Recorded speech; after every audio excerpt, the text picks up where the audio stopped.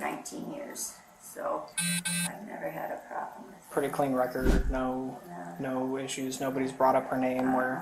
No. Okay, are there cameras in the hallway? No, we don't have cameras in this building. No? Okay.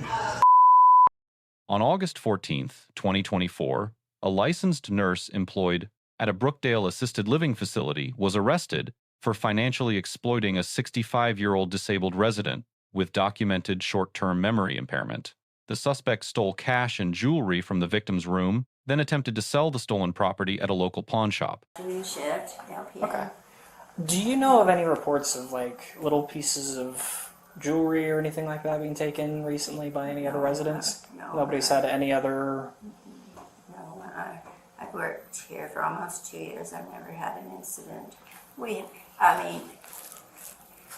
Some of our patients will say they, lost something, but it's always like in the bottom of their purse or something like that. Is Peggy one of those people?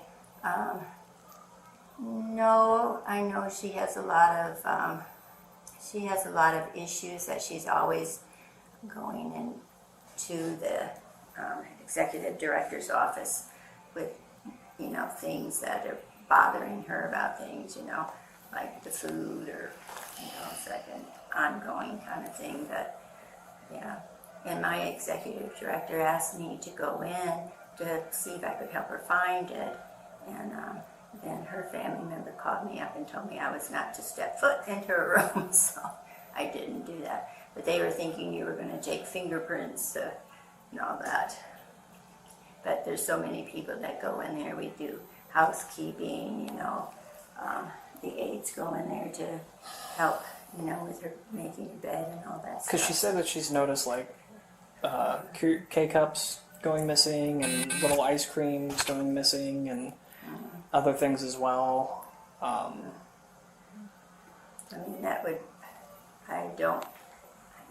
don't know, because unless she bought them, because we have ice cream cups here, but she would have had to, take them from our, not taking them, but, asked for them from our kitchen, So I don't know.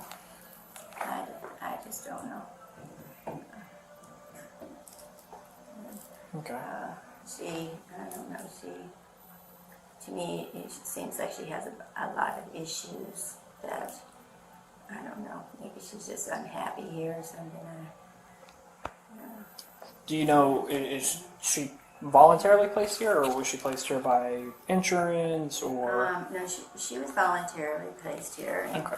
And when she first was here, she goes, I love this place, the food is great. And now she complains about the food, she complains about just about everything, I think.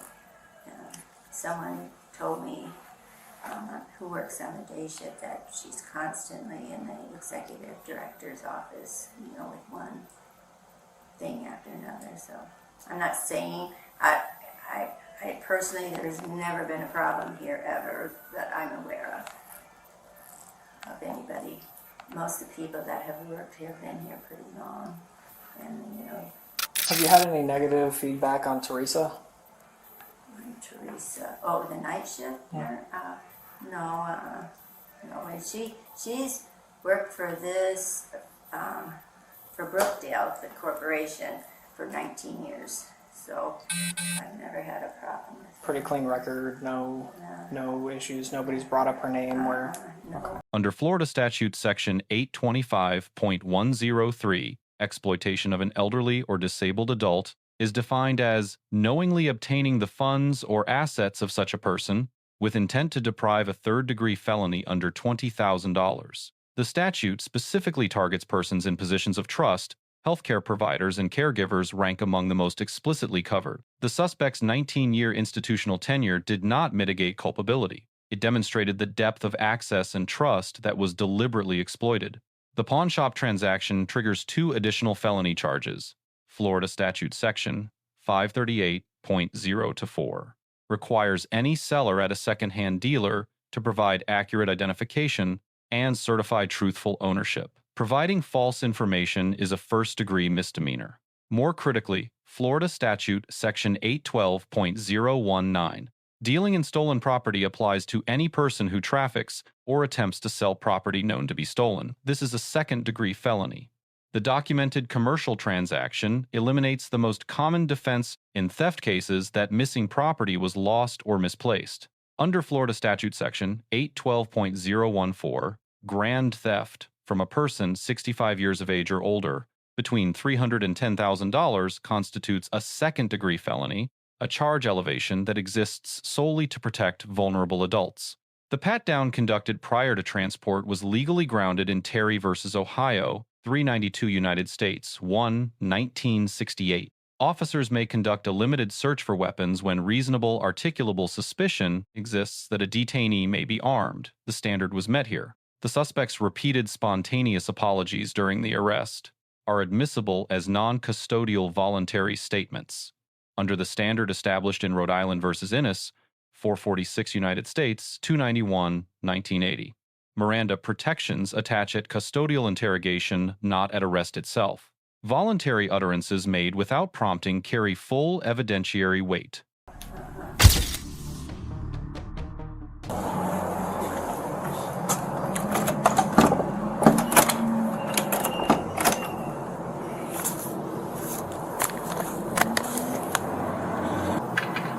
Good morning. Thank you for calling Brookdale, Port Charlotte. This is Kim. How can I help you? Hey Kim, this is Deputy Lawson. I was called here. Someone wanted to report a theft. Alright, hold on. I'll be right there. Thank you. Alright.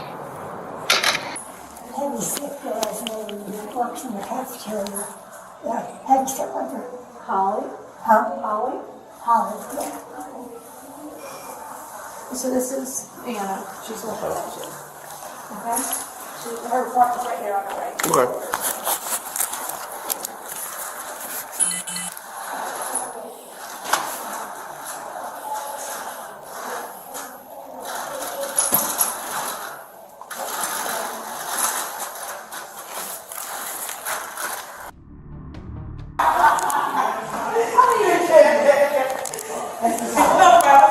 So you can hear. Yeah.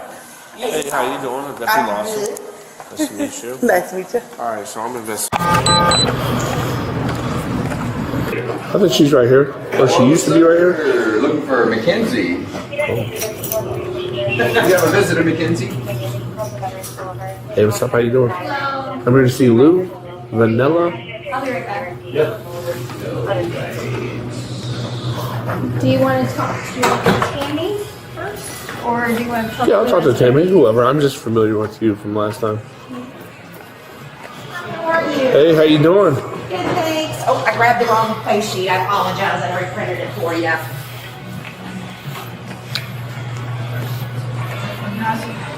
I'm ready to fill the sheet anyways.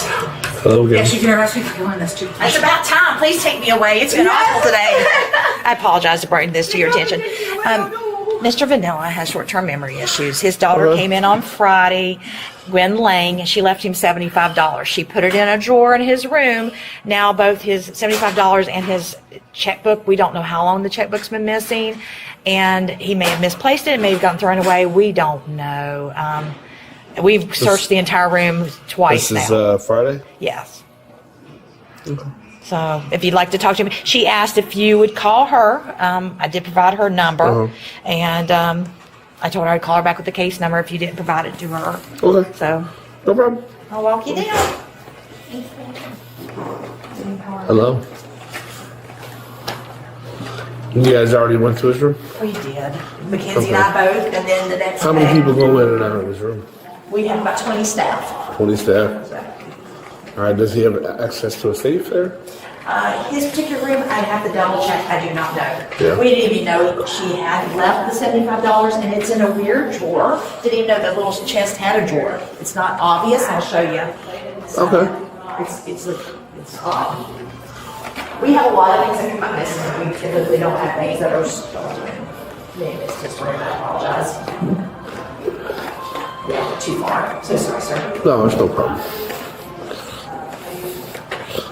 So has this been reported to anybody? Do you know? To whom? To anybody? Like, I apologize to who? I mean, As far as The family's aware.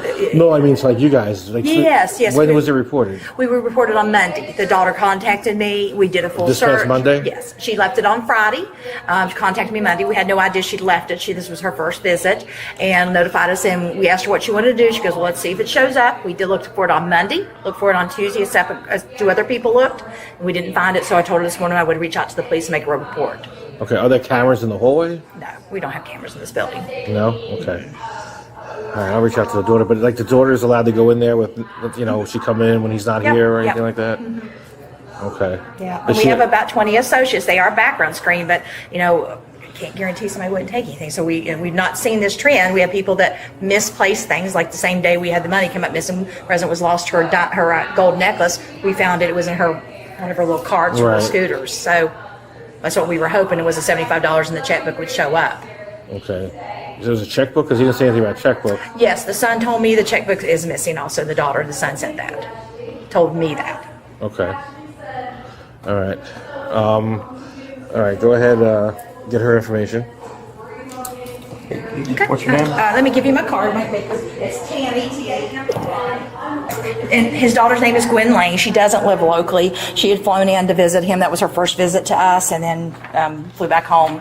So we didn't even know she left the money. So So, how long did she stay for? like 3 or 4 days. It wasn't long. Oh, she was here for a couple days. A couple okay. days, yeah. I just want to make sure she wasn't just here to. She just came all the way, dropped $72, and then went back home. I'm like, He thought he owed money to the beautician. I did call the beautician. He owes nothing to the beautician. He's still insisting he owes her something. He does not. And that's the reason she left him the money, was thinking that he owed the beautician some money, which Gotcha. she said absolutely not. Because I thought, well, maybe he paid the beautician and had forgotten. We also go to Walmart on Fridays. I verified he did not go to Walmart on the Friday outing, so we don't know. And she Okay. said it was in a envelope, like a bank envelope, $75, and it was in that drawer that was between the chair and the couch. There's a stand there where it's turned, and there's a Yep. drawer. I checked that. And then that's where she said it was. Okay. All right, we'll give her the phone number you said is on here? Yes, sir, right Oh, at right the there top. I put it right Perfect. on the top. All right, thank you very much. Now, we'll call the family members. What do you think we want to ask the family members? Probably some like basic questions about where they might have put it. And Scott maybe like some information. So we'll call her. We'll call the daughter first, right? What are you going to ask her? Where she put it? Yeah, exactly. Where'd you put it? How much was it? Just to verify. Yeah. What else do you think you want to ask her? Maybe some like what the envelope might look like. Could. When? Yeah. What else? Anybody else know where they put it? Where else? I mean, yeah. Then who let you in the room? What do you call it? There's another. Here's another. I'm gonna have someone let me. Right, you need a code to get out, right? Right. What else do you think will be something good? What else is he claiming is missing? Just check it. Right. She happened to see it in there. There you go. Hello. Hi. Allie, Hold on, this belongs to the job. Okay. Do you have anything on you that can poke or stick you? No, just my. I'm gonna have to search it before you get to there. Yeah. Nothing, honey, what you had on No, you took no, out? yeah, I Okay. took out, yeah. Oh, sorry.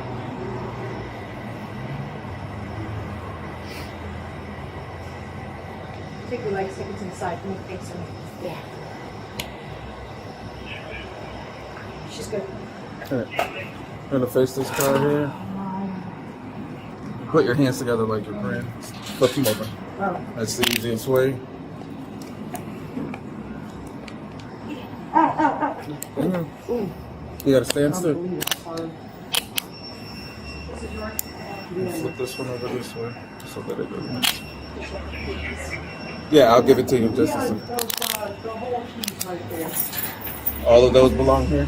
Is yours? What is this, honey? Just so you're accurate. Is it for the facility? Yeah. It is just so much. Separated one. I understand, I'm sorry. Alright. When I have a seat in this car, you just walk right here. I'm sorry. I'm really sorry. Have a seat in the back seat. Hang on. You're sitting on the seat though. I'm sorry. Alright. Well, But toss this around. can you just get my hair out of my mouth? I couldn't hear you. That's fine, never mind. All right, this is your phone, right? Deputy Lawson receives a B+. The officer correctly identified that a cognitively impaired victim cannot anchor an elder exploitation case alone. By independently corroborating the daughter's account, verifying the beautician payment, and confirming the Walmart trip records, the officer built a factual record that does not depend on the victim's testimony. Textbook practice in this category of case.